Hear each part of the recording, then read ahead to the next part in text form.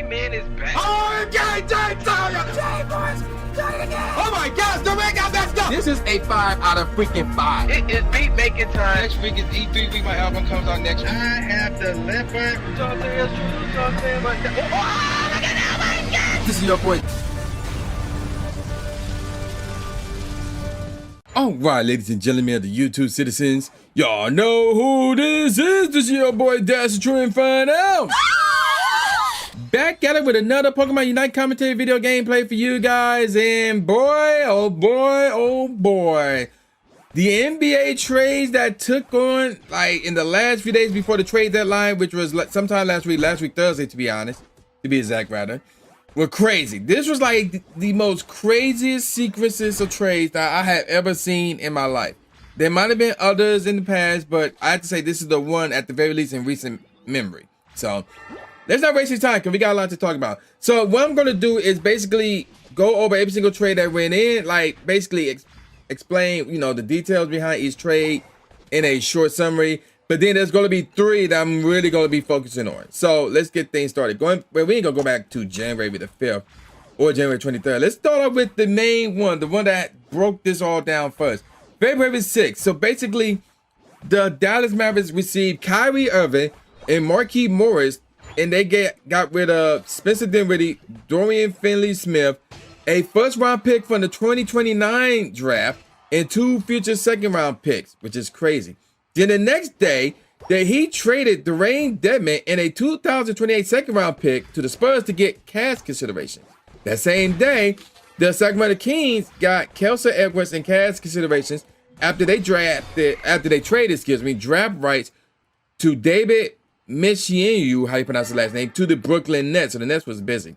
And then on February 9th, 2 days later, we got the Toronto Raptors receiving Jacob Poetti, how you pronounce his last name, and they gave Cam Birch a first-round pick from the 2024 draft and 2 second-round picks, one for 2023, the other from 2025. All that was given to the Spurs. Then we got another big one the same day, February 9th. Check this out. A 3-team deal. The Los Angeles Lakers received D'Angelo Russell's back, Malik Beasley, and Jared Vanderbilt. The Timberwolves received Mike Conley, Nickeil Alexander-Walker, a 2024 second-round pick swap from the Lakers, a 2025 and 2026 second-round picks swap via the Jazz, And speaking of the Jazz, they involved in this as well. They received Russell Westbrook, Juan Toscano Anderson, Damian Jones, and a 2027 first-round pick from the Lakers. So, yeah, that's going to be very interesting. We're going to get back to that trade in a second.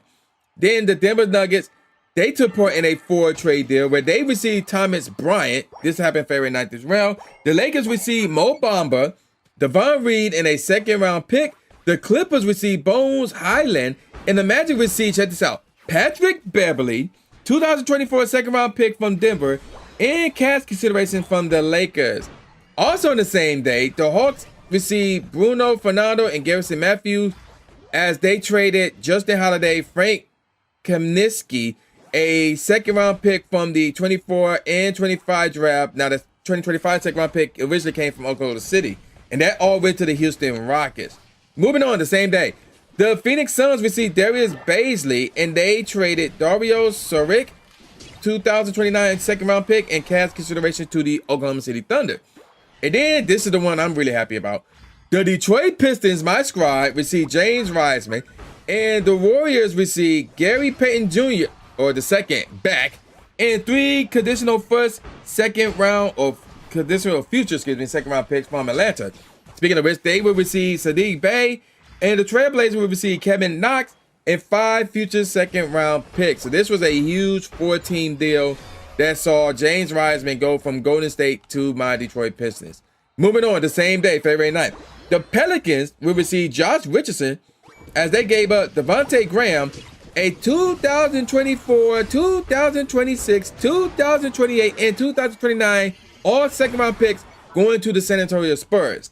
And then the Celtics acquired Mike Muscala from the Thunder as the Thunder will receive Justin Jackson and 2 future second-round picks. And then we got another 3-team trade here, all on February the 9th. The Clippers will receive Eric Gordon. I believe Eric Gordon will be going back to the Clippers. And 3 future second-round picks. The Rockets will receive John Wall, Danny Green, and a projected pick swap from the Clippers. Meanwhile, the Grizzlies will receive Luke Kennard, who can shoot 3, who used to play for the Pistons a while back. Now, we got another 4-team deal here. Check this one out. The 76ers will receive Jalen McDaniels and 2 second-round picks. One of them 2024 from Charlotte. The other is 2029 from Portland. Speaking of Charlotte, they will receive, oh my gosh, this name. S-V-I, and then Mykhailiuk, M-Y-K-H-A-I-L-I-U-K. I probably butchered that whole name. But they will also receive 2 second-round picks. One of them 2023, this year actually, from Philly. The other is 2027 from Portland. Speaking of Portland, they will receive Cam Reddish, Matisse Thybulle, and Ryan Arcidiacono, or Arcidiacono. I butchered that last name, I can already tell you.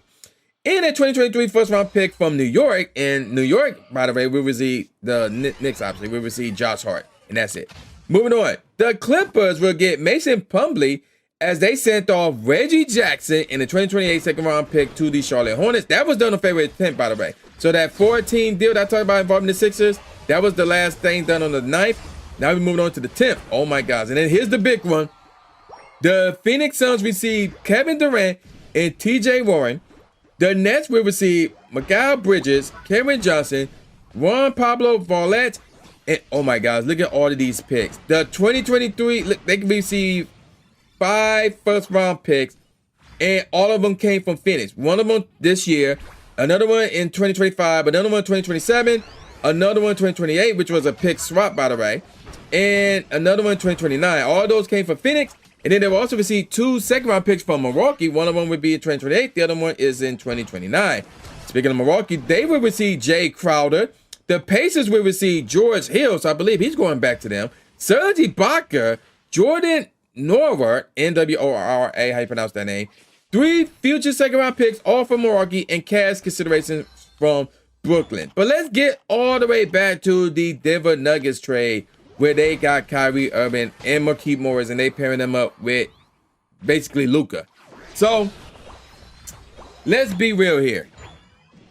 They obviously gonna get better from this trade, but if you actually believe that they're going to contend for a championship, no. Because first of all, the rest is like too stacked. The rest is way too stacked right now. It's out of control regarding what's going on out west, how things are looking out west. It is really, really out of control. If things were more balanced, then I could say the Dallas Mavericks would be considered an elite team, and that's at best. And that's assuming if things were more balanced in the NBA between the Eastern Conference and the Western Conference. But again, the rest is way too stacked, so I can't even look at Dallas and say they are an elite team. I can look at them and say they're going to be a playoff team without question, and they may even, depend on where they land in the first round, who they face. They could get a first-round victory. But outside of that, no. I don't see them as an elite team, and I definitely don't see them as a title contender. And that is because they don't have defense. Like, they don't have defense. So that was one of the major things that they lost in this trade. They lost defense. Obviously, they still going to get better because offensively, they got better with Kyrie paired up with Luka. But again, you got to think about, cohesiveness and collaborations and whether they can get along. And how would their style mesh with each other? It's going to be interesting to see.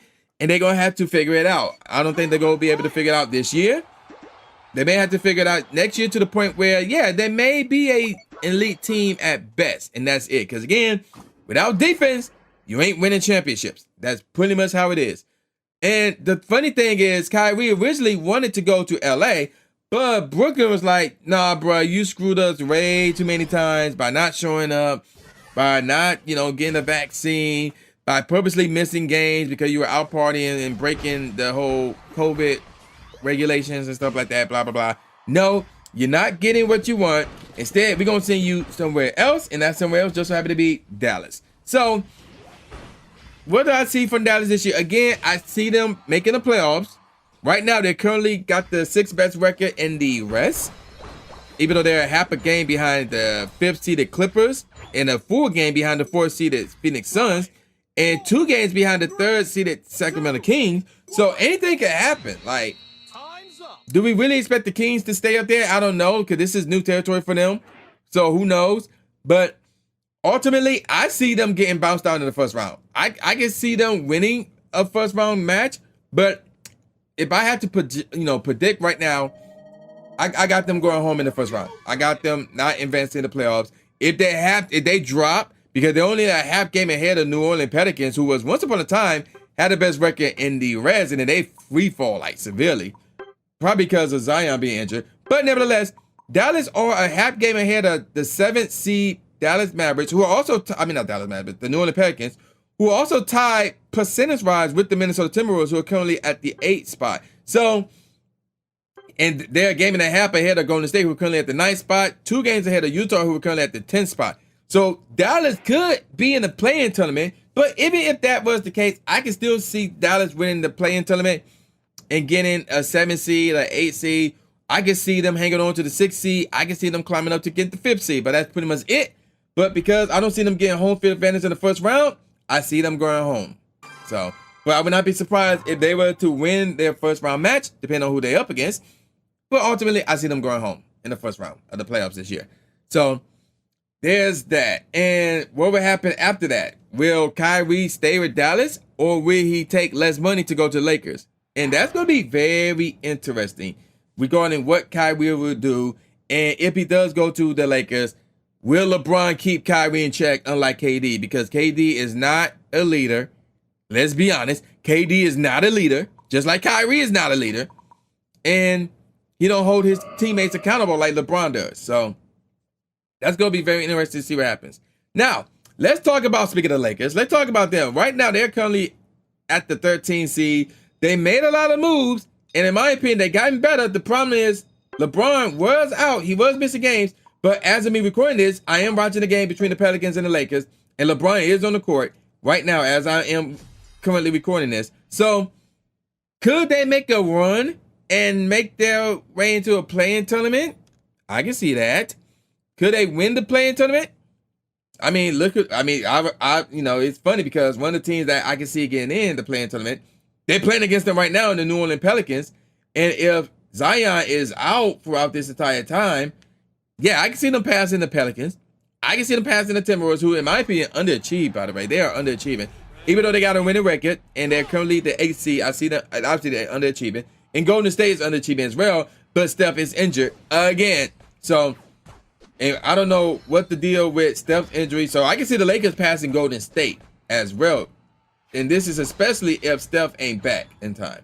But if Steph does come back, then that would be iffy. But I can see the Lakers getting back into the play-in tournament. Now, obviously, they got past 2 other teams in the form of Oklahoma City and Portland, who are both tied for the 11th spot. But I can see the Lakers passing both of them. With this lineup, I can see them passing Utah. I can see them passing Golden State, depending on the Steph injury. I can see them passing Minnesota and New Orleans. So, and they're not that far back. They are 4 games behind that 7th spot, by the way. So, I can see them getting to a good spot in the play-in tournament, and they just need to win 1 game if they get to like the 7th or 8th seed, and then they're automatically in. And yeah, that's how that works. So I can see them getting in, and if they were to somehow get paired up against Sacramento, who are 2 games back, no, a game and a half back, no, 2 games, 2.5 games back, excuse me, Memphis, who currently got the 2nd seed, and who it's gonna be interesting. So if the Lakers get the 7th seed and Sacramento get the 2nd seed, I mean, the Lakers could do something. They could, win that first round matchup. But if they got to go against Denver, if they got to go against Memphis, something like that, no, I don't see it happening. I don't see it happening for them. They're going to get bounced out in the first round as well. Now, let's talk about the big one, and that would be Kevin Durant. Now, before I get to that, Russell Westbrook, I really hope he does bounce back. I'm not sure if the Jazz are going to keep him. They may do like a buyout with his contract, whatever, to the point where Russell will be a free agent. And hopefully he goes somewhere where he can, be the old Russell Westbrook again, where he could be like a force in the league. I really do like Russell Westbrook to play. But, yeah, so there's that. Now, let's get on to KD. KD going to Phoenix. People want to say that the Phoenix are the leading contenders in the rest. And you can't ignore it. We can't sugarcoat it. The Phoenix Suns are title contenders, but there's 2 problems there. I don't see them. Not only do I not see Phoenix winning the championship, I don't see them going to the NBA Finals because there's two main reasons why, and then like there's a half reason in there. Let's talk about the two main reasons. The first reason is this. Once again, Kevin Durant is injured. And what have I been saying? Kevin Durant is injury prone. He has been injury prone for the last, 6-7 years since he was in the finals with Golden State last when they lost to Toronto. That's when he been injury prone ever since then. This dude constantly get injured year after year after year. And look at this. It struck once again. He is injured. Even when this trade went down, he was injured. So that's the first thing that's missing. The second thing that's missing is defense. Now, granted, they got a better defense than Dallas, but they still missing some defense. So, and y'all know me, like I said this earlier in this video, you need defense to win championships. It's that simple. And the half reason is Denver is just too good. I think this is Denver's year to go to the finals. I think I picked Denver at the beginning of the year to go to the finals. And despite all the moves that were made and Denver really not being included in the moves that were being made by a lot of these teams, I still see Denver going to the NBA Finals. So that's where I'm at with this whole scenario. I don't see Phoenix winning the championship this year. Next year, if they get somebody who can play defense, who can help them defensively, then that would be a different story. But until that time comes, Denver going to be a force. Without question, they are an elite team. And you can't ignore that they are a title contender. Because, like, who knows if KD will come back and he'll stay healthy and he'll ball out offensively. And who knows, they may surprise me defensively as well. But at the end of the day, the fact of the matter is this. Denver currently got the number 1 seed. They are 5 games ahead of the number 2 seeded team, which is Memphis. And they are 8.5 games ahead of Phoenix. So if Phoenix and Denver was to meet up, more than likely in the...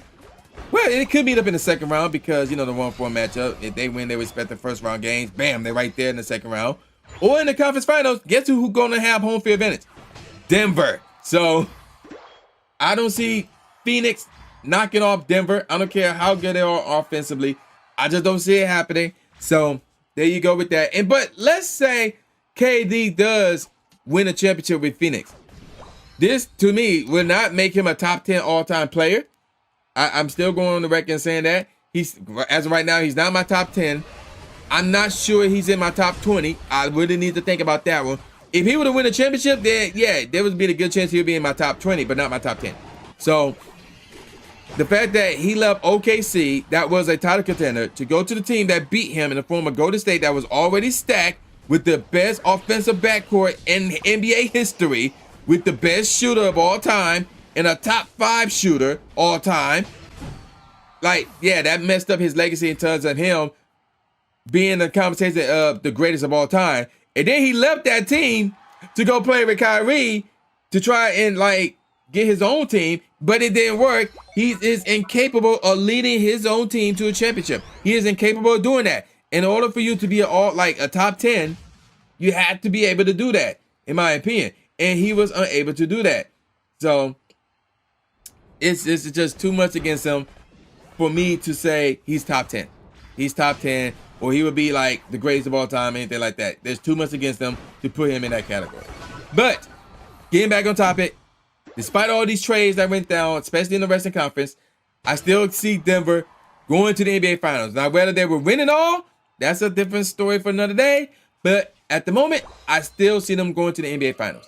And I'm going to call it a wrap, folks. So with all that said, y'all know who this is. This is boy New J Gatsby, a.k.a. New Stephen A. Smith, saying peace out, y'all, and I'll see y'all next time. Yeah.